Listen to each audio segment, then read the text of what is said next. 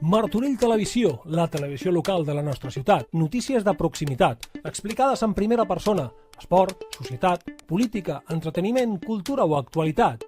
Estigues al cas, en el moment que està passant, t'ho estem explicant. Martorell Televisió, som el pont de la informació local de la ciutat. Gràcies per estar amb nosaltres. El segon dia de Festa Major de Martorell ha mantingut el ritme festiu amb activitats diverses i amb el focus posat en tradicions, però també ambient més actual.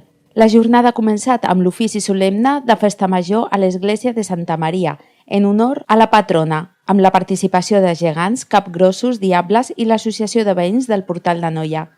Posteriorment, la plaça de l'església ha acollit el concert Vermut Men in Swing de Sinatra a Serrat, un espectacle musical que ha repassat alguns dels grans èxits del segle XX. A la tarda, la festa fresca ha portat l'ambient més estiuenc a la plaça de les Cultures, amb la festa Holi, música i pols de colors, seguida d'una gelatada popular. La programació ha continuat amb la tradicional ballada de sardanes, amb la cobla Maricel i la participació de la secció sardanista. Ja al vespre, la cultura popular ha tornat a prendre als carrers amb el correfoc que ha recorregut al centre del municipi amb la colla de Diables i Drac. La Festa Grossa ha concentrat també una de les propostes musicals més destacades de la jornada. Al carrer de Josep Vilar, Carlos Baute ha ofert un concert en què ha repassat els grans èxits de la seva trajectòria, en una nit pensada per cantar, ballar i gaudir de la Festa Major.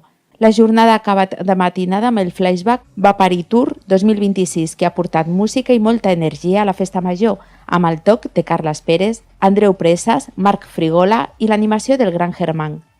I la Festa Major encara no s'ha acabat.